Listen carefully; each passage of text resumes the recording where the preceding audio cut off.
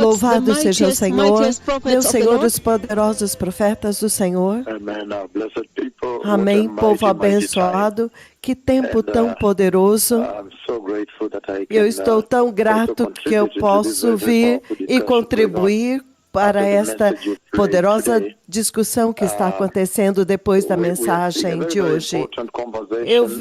Nós vimos uma conversa muito importante que o Senhor está trazendo para a igreja. E a missão, a jornada para entender o arrebatamento da igreja, desde que nós começamos esta jornada para trazer a mensagem do arrebatamento para vocês, das quais vocês estão muito cientes, que a missão primeira, principal, desde que fala com vocês, tem nesta dispensação.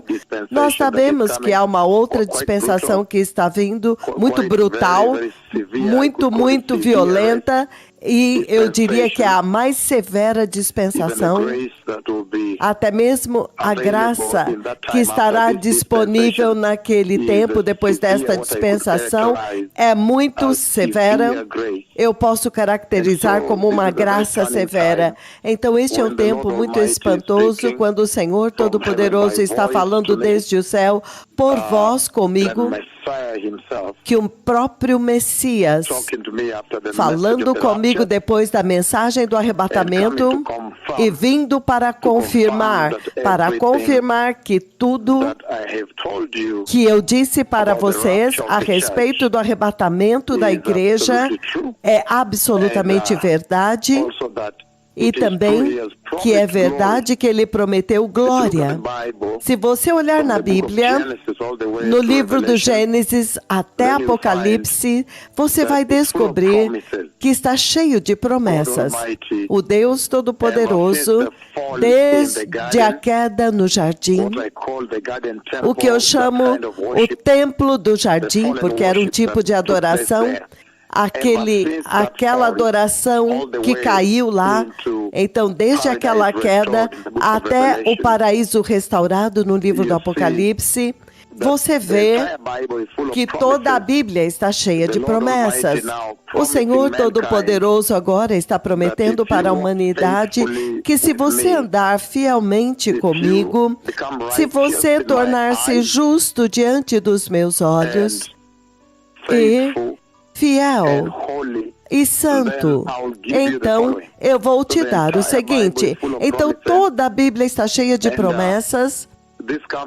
E isto vem um tempo tão pivotante, quando nós estamos por um passo para entrar na dimensão da eternidade, e nós vimos que muitas pessoas guardam seus tesouros no banco, eles guardam seus tesouros nos tesouros lá fora dos bancos centrais, das reservas federais, muitos tesouros colocados, os tesouros deste mundo.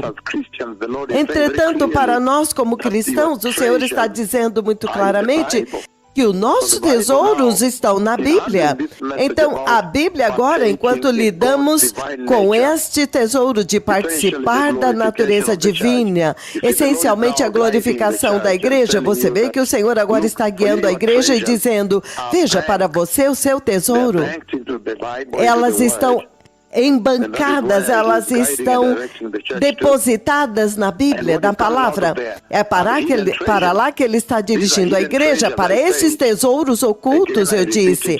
Novamente vou repetir aqui, que apenas tentar imaginar e vislumbrar que a humanidade, o homem caído que você vê executando as suas vidas na terra agora, pudesse participar da natureza divina de Deus, isso seria o máximo escândalo da graça.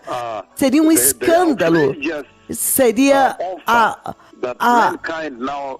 questão mais que poderia causar indignação, que Deus agora diz que o homem pode participar da sua natureza divina. Então, a glória dele, que pertence a ele mesmo, agora ele faz um convite para a humanidade, para o homem caído, para vir e participar da sua natureza divina.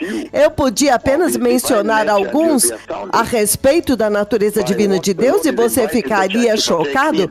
Então, Então, é para isso que o Senhor está convidando a igreja para participar. Nós sabemos que a natureza divina de Deus é constituída por imortalidade, incorruptibilidade, e Ele está dizendo que, baseado na glória de Deus, na sua glória e bondade, agora a humanidade está sendo ajudada pelo poder divino para escapar da corrupção do mundo, que é causada pelas cobiças desta vida. Se você abrir no livro de 1 João 2, versículos 15 a 16, você vê que a cobiça dos olhos, a cobiça da carne, a cobiça desta vida, você vê que todos esses desejos pecaminosos são os que corrompem os desejos dos homens. É impressionante. Então, desde a queda no jardim, os desejos humanos foram corrompidos. Em outras palavras, que os desejos dos homens deveriam ser desejos santos, os desejos do próprio Deus antes da queda. Então é por isso que você vê que o Senhor Jesus prometeu que Ele iria nos libertar da corrupção do pecado. E então Ele coloca um processo de transformação, arrependimento do pecado, perdão de pecado, libertação do pecado e uma nova criação, o papel do Espírito Santo. E ele diz que ao fazer isso, ele está ecoando lá atrás. Lembre-se que em Gênesis 1, 26, a humanidade foi criada à imagem e semelhança de Deus, mas por causa da queda, eles caíram daquelas imagens e semelhança de Deus, da nova criação que Jesus trouxe, essencialmente é para restaurar aquela imagem e semelhança de Deus. Então Ele promete te libertar do pecado. Mas você vê que o desejo do homem está totalmente corrompido pelo pecado, pela queda do jardim.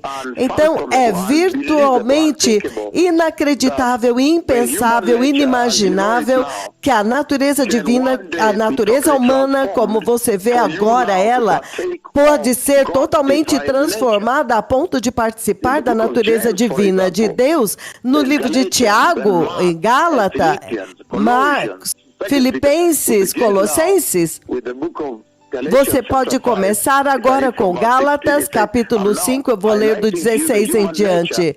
Ele está enfatizando a natureza divina. Ele diz, por isso, que finalmente, agora vai ser totalmente... Quando ele diz que agora a sua velha natureza vai ser destruída para agora você participar da natureza divina, isso é inacreditável, isso é escândalo da graça, impensável, alarmante. Então ele diz, Gálatas 5, eu estou apenas fazendo isso para enfatizar para vocês o tesouro da graça, o tesouro da salvação nesta hora, porque essa é a hora de agarrar a salvação de Cristo e ter certeza que você vai escapar da condenação que está vindo. Gálatas capítulo 6, 5, eu vou ler do 15 em diante. Então eu digo, andem pelo Espírito e vocês não satisfarão as concupiscências da carne, porque a carne deseja o que é contrário ao Espírito. 17. E o Espírito que é contrário à carne. Eu estou dizendo isto para vocês porque eu vi a igreja subindo. Eu vi aqueles que foram transformados de forma bem-sucedida e subindo e entrando no reino glorioso de Deus. É uma visão tão espetacular e magnífica para se contemplar. É uma visão chocante porque eles entraram completamente até desaparecer. Então eu estou falando com vocês lá no limiar da eternidade. Então você pode imaginar o peso das minhas palavras neste tempo, dentro da balança do Deus Todo-Poderoso, a balança eterna do Senhor. Então ele está dizendo aqui que você tem que andar pelo Espírito, versículo 16, porque então você não satisfará os desejos pecaminosos deste mundo. 17, pois a carne deseja o que é contrário ao Espírito e o Espírito o que é contrário à carne. Ele diz, eles estão em conflito constante, em batalha e guerra um contra o outro, de modo que vocês não podem fazer o que vocês desejam fazer. Então é por isso que eu disse que é incrível, inacreditável pensar que o homem, desta forma agora, vai um dia compartilhar da natureza de Deus. Então, vez após vez, eu tenho vindo até vocês e descrito a inacreditável e indescritível glória de Deus que está lá presente no trono do Deus Todo-Poderoso. A glória de Deus que se manifesta quando o Messias vem falar comigo. Toda vez que ele vem para falar comigo, a glória é insuportável. A glória é uma glória temível. Eu até descrevi o som sibilante, o tipo de som da temível santidade que se manifesta e que consome quando a glória flui, quando o Messias vem para falar comigo a respeito desta missão. Então, ele está dizendo que há um conflito entre a carne e o Espírito. E ele diz, eles estão em constante conflito um contra o outro para que vocês não façam o que desejam. Mas se vocês são guiados pelo Espírito, vocês não estão debaixo da lei. Versículo 19 de Gálatas 5. Ora, as obras da carne são manifestas. Agora eu quero que vocês apreciem a transição, a transformação que o Senhor gravou nesta poderosa palavra quando Ele faz o convite para você participar da natureza divina, o potencial e o poder que está residente nestas palavras e a cascata que deve te transformar até o ponto onde você vai participar da ordem divina. Você vai apreciar isto agora aqui. Você vai apreciar o poder transformador do sangue de Jesus. Ele está falando das obras da carne, que é onde a igreja está.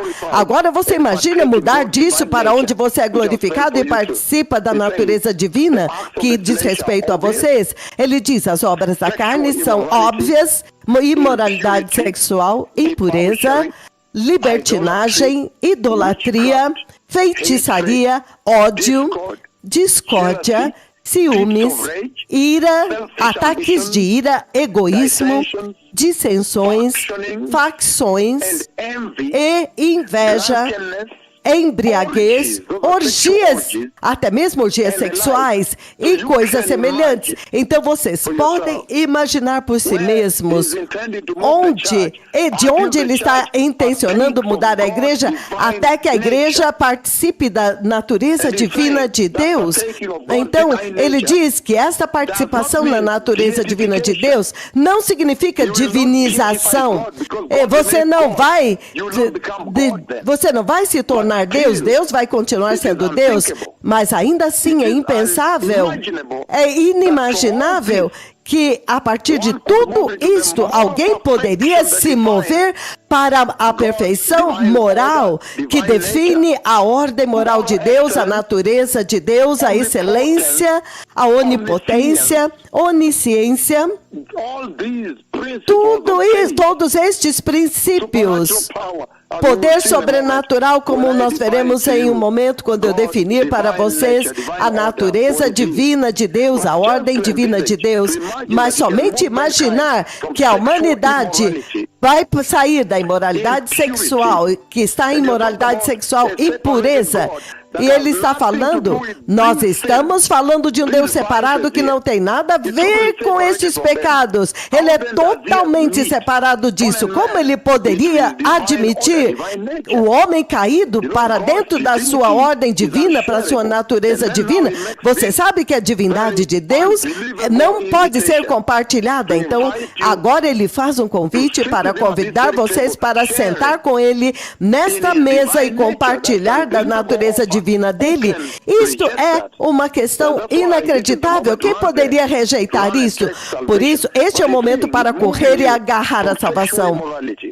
Mas ele diz que ele está te tirando da imoralidade sexual, impureza, libertinagem, idolatria e feitiçaria, ódio, discórdia, ciúmes, ataques de ira, egoísmo, ambições egoístas, dissensões, facções e inveja, embriaguez, orgias sexuais. Você pode imaginar quão imundo e coisas semelhantes. Eu os advirto, como já antes os advertis, que aqueles que vivem assim e praticam essas coisas não herdarão o reino de Deus. Aí está agora. Então tem que acontecer uma transformação. Nós vamos apreciar o poder transformador do sangue de Jesus. Então, daqui nós fomos para o livro de 2 Pedro, capítulo 1, versículo 4, para sermos participantes da natureza divina. Mas ele diz que o fruto do Espírito, então agora você vai ver os particulares de Deus, as particularidades, a identidade que ele quer trazer para vocês. Ele diz, mas o fruto do Espírito é amor. Você vê que aqueles que participam da natureza divina de Deus terão isso: amor, alegria, paz, paciência, amabilidade, bondade, fidelidade, longanimidade, mansidão, domínio próprio. Então ele diz, contra estas coisas não há lei. Por quê? Porque estas são as características de Cristo. Estas são as características particulares de Deus. E contra estas coisas não há lei. Aqueles que pertencem a Cristo Jesus, nosso Senhor e abençoado Salvador, crucificaram a carne com as suas paixões e os seus desejos. Então ele centraliza a cruz nesta missão para alcançar a ordem divina de Deus. Então a pergunta se torna, como que a igreja deste dia presente pode se tornar participante da natureza divina de Deus se eles são totalmente dominados pela carne? Eles estão literalmente não crucificados, abandonaram a cruz, abandonaram o sangue, abandonaram o arrependimento, abandonaram a justiça. Então, eles decidiram tomar uma cruz falsa de plástico. Então, esses são os grandes desafios que o Senhor está colocando aqui e o despertamento que essa mensagem está trazendo para a igreja, para que agora você mude e abrace a verdadeira cruz e sangue de Cristo. E ele diz, aqueles que pertencem a Cristo crucificaram a carne com as suas paixões e os seus desejos. Então, ele diz, se vivemos pelo Espírito, ele está te pedindo para viver pelo Espírito. Então, andemos também pelo Espírito e não sejamos presunçosos, provocando uns aos outros. Então você pode imaginar que nesta pequena descrição eu já estou definindo a jornada para vocês. A jornada que o Senhor se determinou a dar com vocês para trazer a vocês uma total transformação à sua vida. E eu disse que naquela transformação, a não ser que o homem nasça de novo, ele não pode ver o reino de Deus. E nesta transformação, se você ler o livro de João, capítulo 3, versículos de 3 a 7, ele diz o seguinte. Ele diz, vamos começar no versículo 3. Ele diz, Jesus respondeu, isso é Jesus falando com Nicodemos, em verdade eu lhes digo, se o homem não nascer de novo, não poderá ver o reino de Deus. Nicodemo diz, mas como alguém pode nascer de novo? Como alguém pode nascer de novo se já é velho? Nicodemos perguntou. É claro que não pode entrar pela segunda vez no ventre de sua mãe para renascer. Então Jesus respondeu, eu lhe digo a verdade, ninguém pode entrar no reino de Deus a não ser que nasça da água e do Espírito. O que nasceu da carne é carne, mas o que nasce do Espírito é Espírito. Não se surpreenda pelo fato de eu ter dito, é necessário você nascer de novo. Então ele continua para descrever o Espírito Santo. Então este nascer de novo que ele está levantando lá muito poderosamente, se você agora abrir no livro de 1 Coríntios capítulo 5, 70, é isso que ele diz. 1 Coríntios capítulo 5, é 2 Coríntios capítulo, 2 Coríntios 5, 17, veja o que ele diz lá, ele diz, portanto, se alguém está em Cristo Jesus, já é uma nova criação. As coisas velhas já passaram e eis que as novas já chegaram. Então ele conclui no 21 dizendo,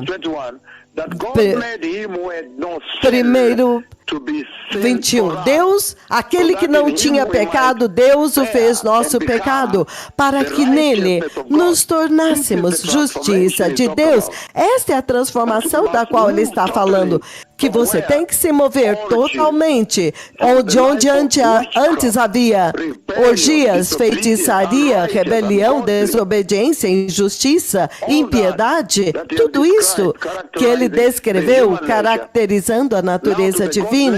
Agora, para a natureza divina de Deus, a justiça de Deus, isso é inacreditável, que Deus tem um plano tão poderoso para a igreja. Então você fica pensando, por que as pessoas deveriam rejeitar a salvação de Jesus? O livro de Tiago, capítulo 1, Tiago 1, a partir do 13 e 14, ele diz, quando alguém for tentado, jamais dirá, estou sendo tentado por Deus, pois Deus não pode ser tentado pelo mal e ele também a ninguém tenta.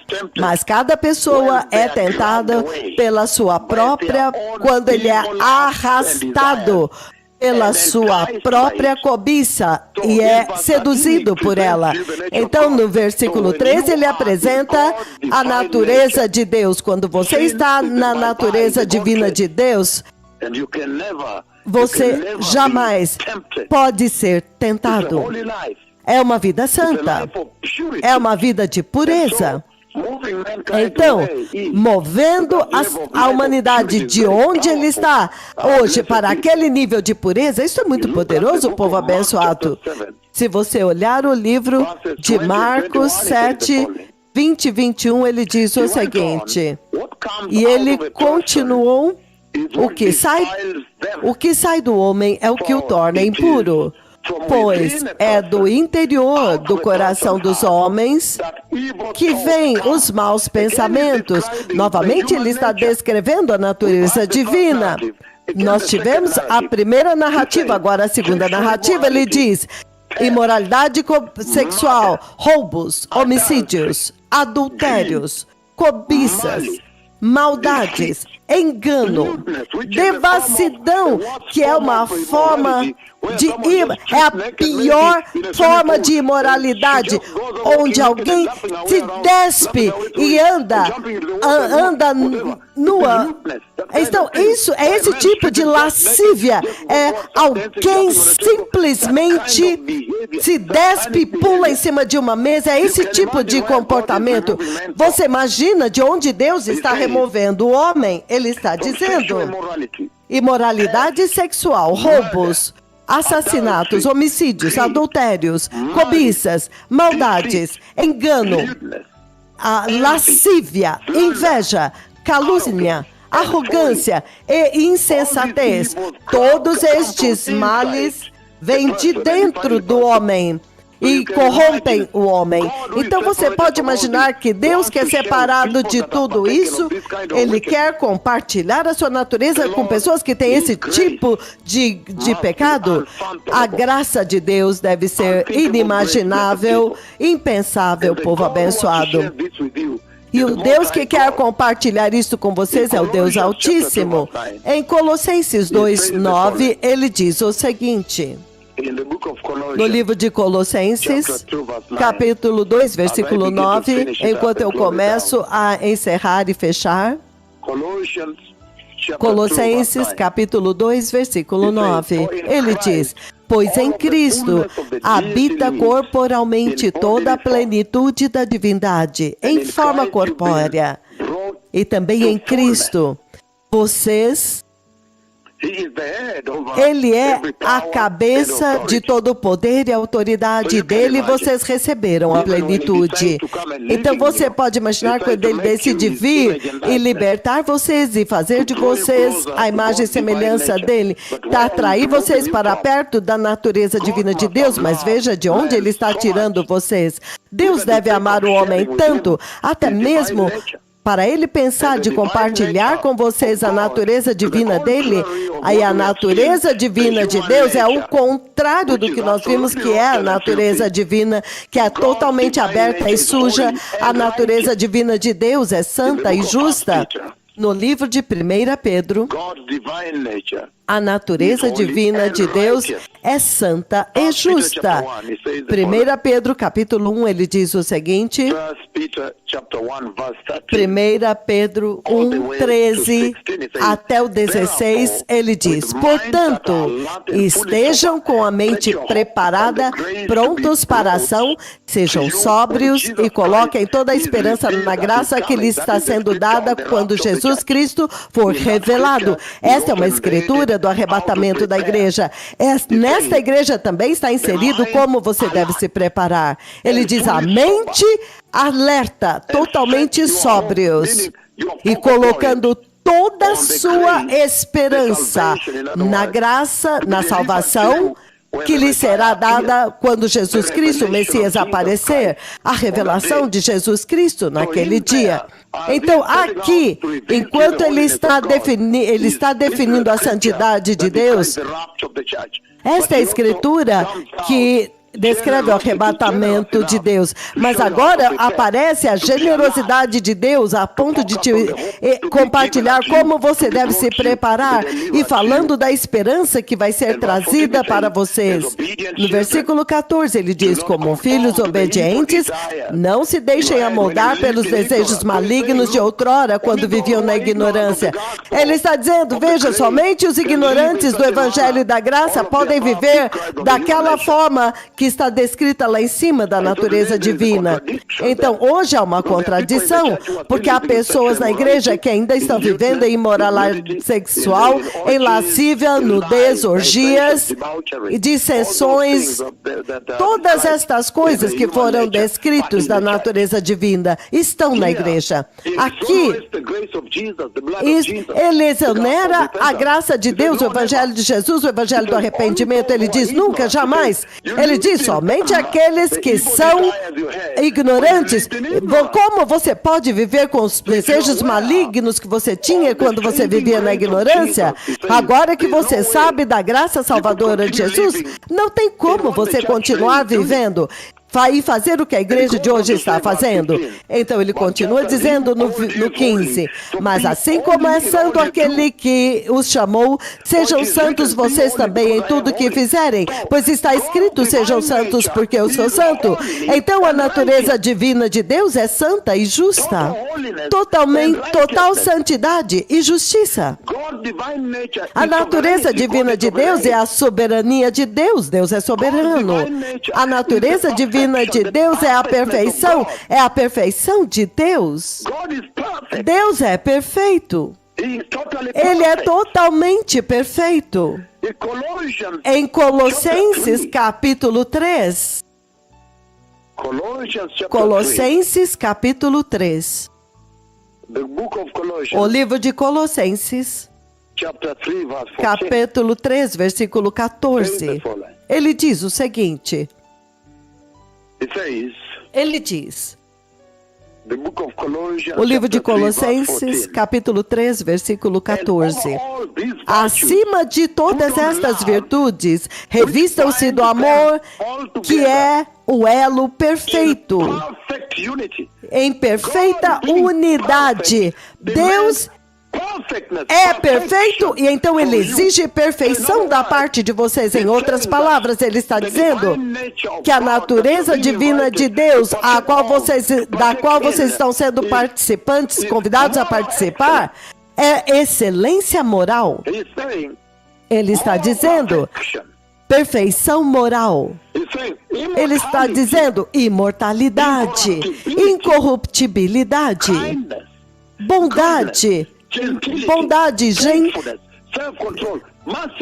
controle, domínio próprio, misericórdia, gracioso, longânimo, bondoso. Você pode ter toda uma lista e você pode pegar na Bíblia toda uma lista para te mostrar como Deus tem sido bom para você. Então ele está dizendo que ele é santo, ele é justo, ele é sem pecado, ele é soberano, ele é perfeito. Ele não muda. Ele é fiel.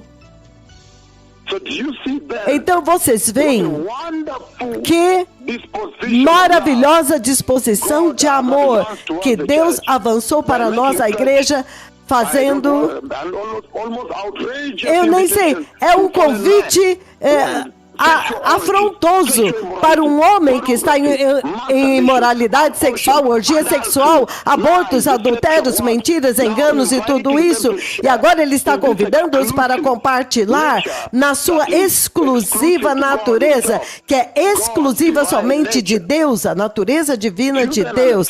Vocês então entendem, povo abençoado? É por isso que eu achei que este é um momento tão poderoso na igreja, até mesmo a igreja poder participar desta conversa, que é uma conversa divina, que agora ela possa saber que ela não pode abusar da graça, jamais. É uma graça poderosa, uma graça maravilhosa do nosso Senhor Jesus Cristo. Deus tem poder sobrenatural, do qual você pode compartilhar em alguma dessas coisas. Ele é o governante do universo. A sua natureza divina, como governador do universo, ele disse que vocês vão participar disto. E ele está dizendo onipotência, onisciência, excelência moral, domínio próprio, santo, perfeito, amoroso, não pode fazer nada errado, nunca muda, totalmente confiável, não pode mentir. Que convite tão maravilhoso. Obrigado.